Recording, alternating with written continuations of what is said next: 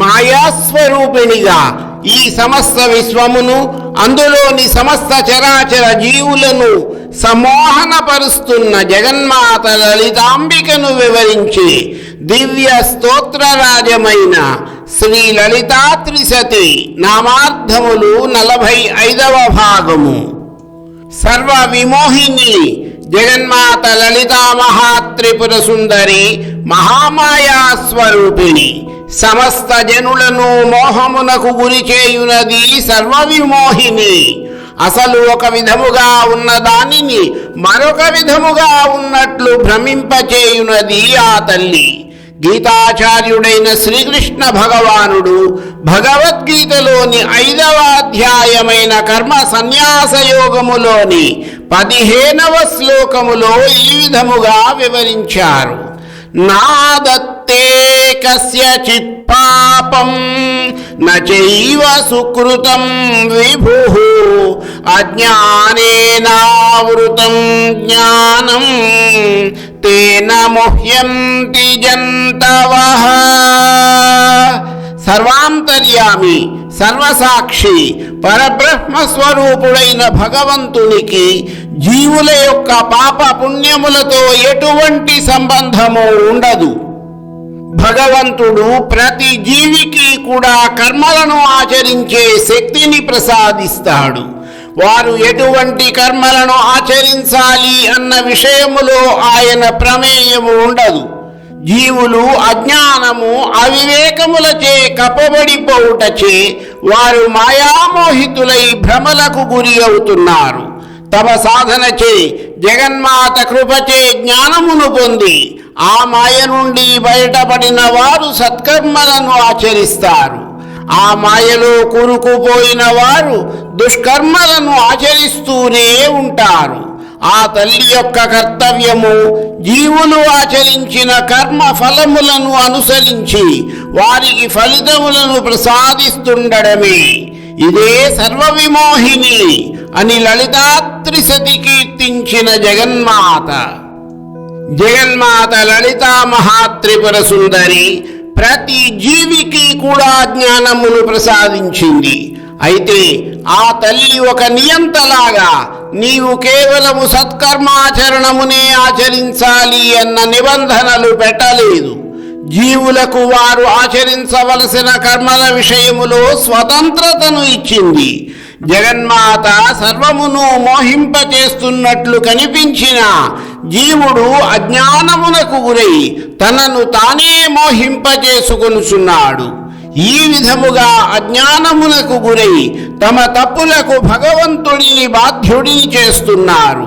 అందువలన మాయాస్వరూపమైన ఈ జగత్తును పరమేశ్వరి సృష్టించినప్పటికీ ఆ అజ్ఞానము అనే మాయ నుండి బయటపడవలసిన బాధ్యత జీవునిదే.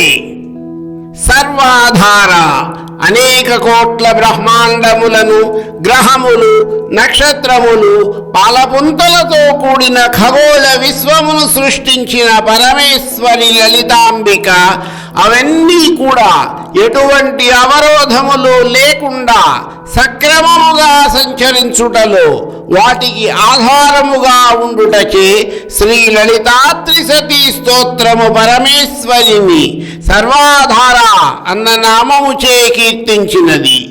ఈ సమస్త విశ్వము యొక్క ఉత్పత్తికి కాలము ఆధారము.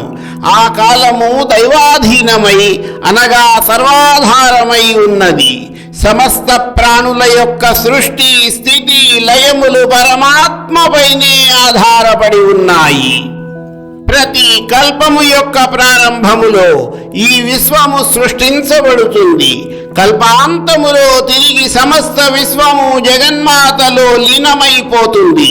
పరబ్రహ్మ స్వరూపిణి అయిన జగన్మాత నుండి ఆకాశము, దాని నుండి వాయువు, వాయువు నుండి అగ్ని, దాని నుండి జలము, జలము నుండి భూమి ఆవిర్భవించినవి.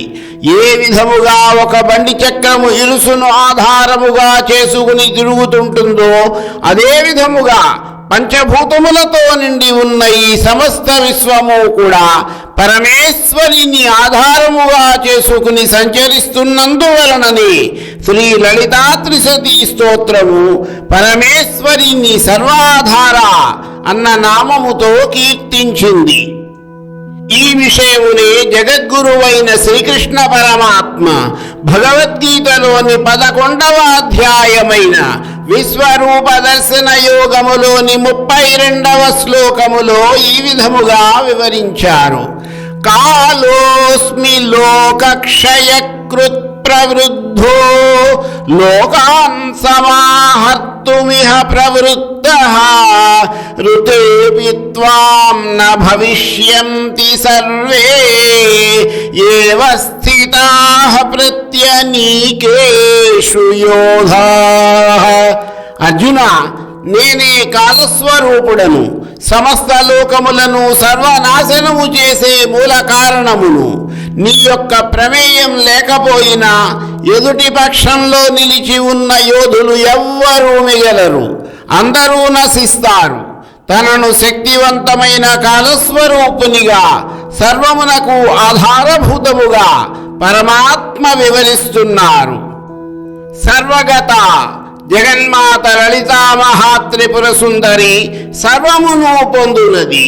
ఛాందోగ్య ఉపనిషత్తు పరమేశ్వరిని అనేన జీవాత్మాన అనుప్రవిశ్య అనగా ఈ జీవాత్మ రూపముతో సర్వ ప్రపంచములోని అండజములు అనగా గుడ్డు రూపము నుండి ఉద్భవించినవైన పక్షులు, సర్పములు మొదలైనవి, స్వేదములు అనగా చెమట నుండి ఉద్భవించినవి క్రిమికీటకములు, ఉద్భిజ్యములు అనగా భూమిని చీల్చుకుని పుట్టినవైన వృక్షములు మొదలైనవి, జరాయుజములు అనగా గర్భము నుండి ఉద్భవించిన మానవులు మొదలైన అందరిలో ప్రవేశించి నామరూప వ్యాకరణము చేయుచున్నాను అని వివరించింది.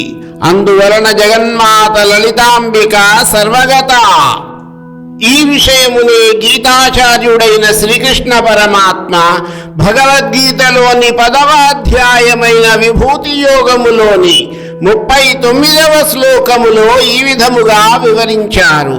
యచ్చాపి సర్వభూతానాం బీజం తదహమర్జున న తదస్తి వినా యత్స్యాన్మయా భూతం చరాచరం.